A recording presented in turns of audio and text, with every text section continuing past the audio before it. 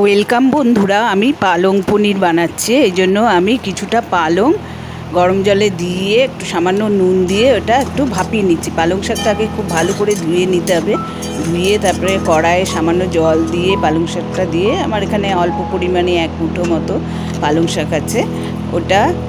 এরপরে আমি ঝাঁঝরিতে পানিটা জলটা ঝরিয়ে নিয়েছি। আর এখানে আমি কড়াইয়ে সামান্য তেল দিয়ে নুন হলুদ দিয়ে পনির হালকা ভেজে তুলে নেব। পনিরটা ভাজছি।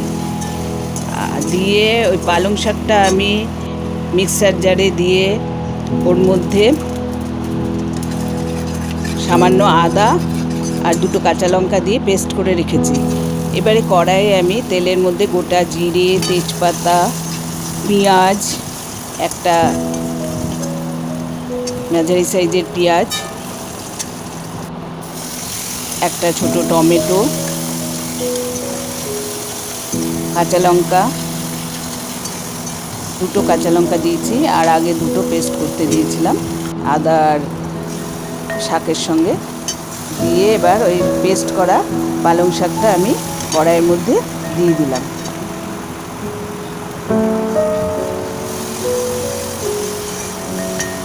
দিয়ে ভালো করে মিশিয়ে নিচ্ছি। আবার বলছি, পালং শাকের মধ্যে আমি সামান্য আদা আর 2টো কাঁচা লঙ্কা পালং শাকের সঙ্গে পেস্ট করে নিয়েছি। পেস্ট করে এবার আমি কড়াইয়ের মধ্যে ওটা দিয়ে ভালো করে সব মিশিয়ে নিচ্ছি। আপনারা দেখতে পাচ্ছেন আমি ভালো করে সব মিশাচ্ছি। অবশ্যই আপনারা সাবস্ক্রাইব করবেন, তাহলে আমার আরও নতুন রেসিপি দেখতে পারবেন। এরপরে আমি এর মধ্যে জিরে গুঁড়ো, ধনে গুঁড়ো, হলুদ,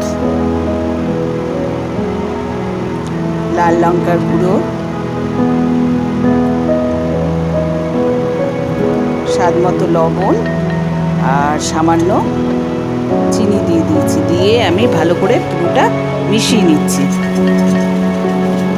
দেখুন আমি কীভাবে বানাচ্ছি। অবশ্যই আপনারা ঘরে এভাবে তৈরি করবেন। আপনারা ইচ্ছা করলে এটা বাটারও দিয়ে করতে পারেন। আর আমি সরষের তেলেই বানিয়েছি, বাটার দিয়েও করতে পারেন। এবার সব নেড়ে চেড়ে আমি ওর মধ্যে সামান্য জল দিলাম। জল দিয়ে আবার সব মিশিয়ে দিচ্ছি। আপনারা লাইক শেয়ার করবেন আর কমেন্টে লিখবেন কীরকম লাগলো। অবশ্যই আমাকে লাইক করবেন, সাবস্ক্রাইব করবেন, তাহলে তো বুঝবো আপনারা কীরকম লাগলো আপনাদের। এবারে পনিরটার মধ্যে ছেড়ে দিলাম আর ওর মধ্যে গরম মশলা দিয়ে দিলাম। আমার পালং পনির তৈরি হয়ে গেছে।